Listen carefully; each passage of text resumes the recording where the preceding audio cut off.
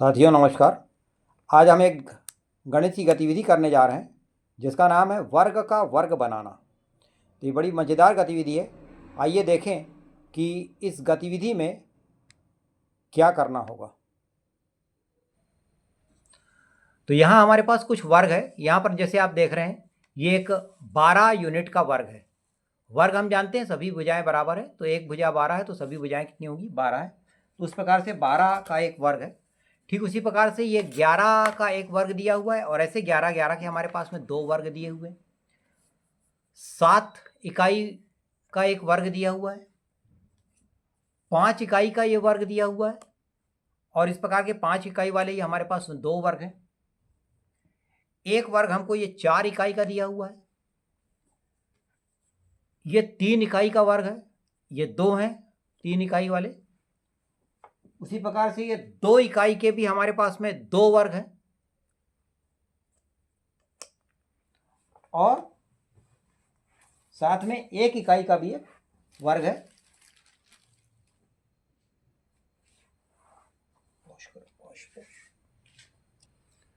और ये 1 इकाई वाले भी 2 वर्ग आप देख रहे हैं। तो कुल हमारे पास में ये 13 वर्ग है। एक 12 इकाई का, 2 11 इकाई के, एक 7 इकाई का, 5 इकाई के 2, 4 इकाई का 1, 3 2 और 1 के 2 वर्ग हैं। इस प्रकार से कुल 13 वर्ग हैं।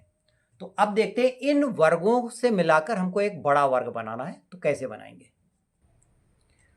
तो ये आप देख रहे हैं वर्ग का वर्ग बनाना।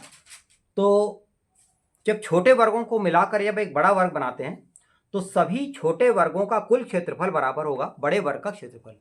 जिन छोटे वर्गों से मिलकर हमको बनाना है उन सभी वर्गों का अगर कुल एरिया निकालें तो वो बड़े वर्ग का एरिया होगा। तो वर्ग का क्षेत्रफल हम जानते हैं कि भुजा का वर्ग होता है। तो हमने आपको दिखाया कि 12 इकाई का एक वर्ग है तो उसका क्षेत्रफल होगा 12 का वर्ग यानी 144। 11 का वर्ग होगा 121, तो चूंकि 11 11 के 2 हैं इसलिए 121 को 2 बार लिख लिया। 7 का एक वर्ग है उसका एरिया होगा 49। 5 5 के 2 वर्ग है तो एरिया होगा 25 25। 4 का एक वर्ग है तो उसका एरिया 16 हो गया। ठीक उसी प्रकार से यहाँ पर 3 का वर्ग है तो 9 एरिया हो गया। 2 बार है तो 2 बार लिख दिया। 2 वर्ग के 2 हैं तो उसका एरिया 4 हो गया तो 4 2 बार लिख दिया। और 1 इकाई का 2 वर्ग है तो उसको एक का एरिया हो गया। अब इसको यदि हम देखें तो हमारा जो टोटल एरिया हो रहा है वो सभी को अगर हम प्लस करते हैं तो आता है 529।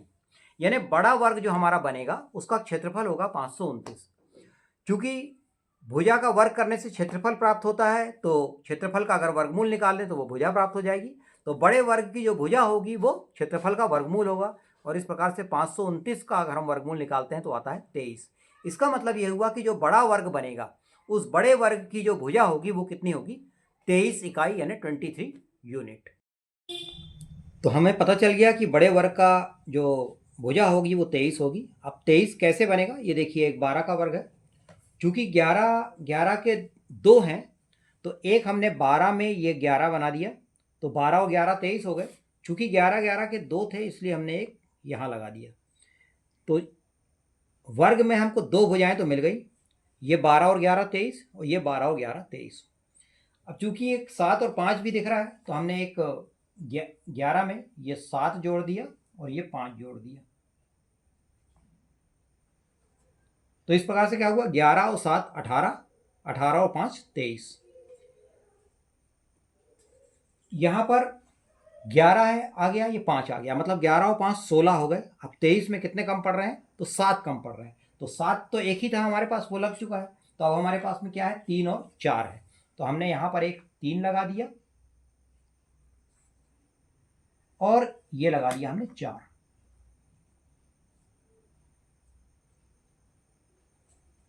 तो ये देख रहे हैं 11 और 4 15, 15 3 18, 18 और 5 23। ये 5 और 7 12 और 11 23। ये 11 और 12 23। ये 12 और 11 23। अब ये बीच में इसको कवर करना है तो हमने इसको 4 के नीचे एक ये 5 की जगह दिख रही है तो ये 4 के नीचे 5 कर दिया। यहां पर हमने एक ये 3 लगा दिया।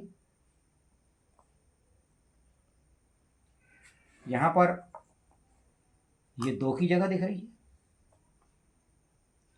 यहां पर भी एक 2 की जगह दिख रही है।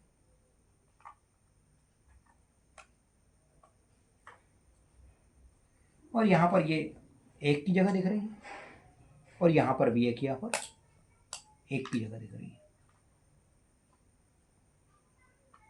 ये हमने छोटे वर्गों को जोड़कर एक बड़ा वर्ग जो है वो बना दिया, देखिए। और चूंकि हमने कैलकुलेशन में आपको बताया था कि हर भुजा 23 होगी, 529 एरिया आया है इसलिए। तो देख रहे हैं आप यहाँ पर, ये 12 और 11 23, ये 12 और 11 23, यहाँ 11 और 4 15, 3 18 और 5 23, यहाँ 5 और 7 12 और 11 23। यहाँ पर भी देख रहे हैं कि ये 7 है, ये 5 और 2 से मिलकर बन रहा है। यहाँ पर देख रहे हैं आप 4 और 5 9, 9 3 12, 12 और 11 23।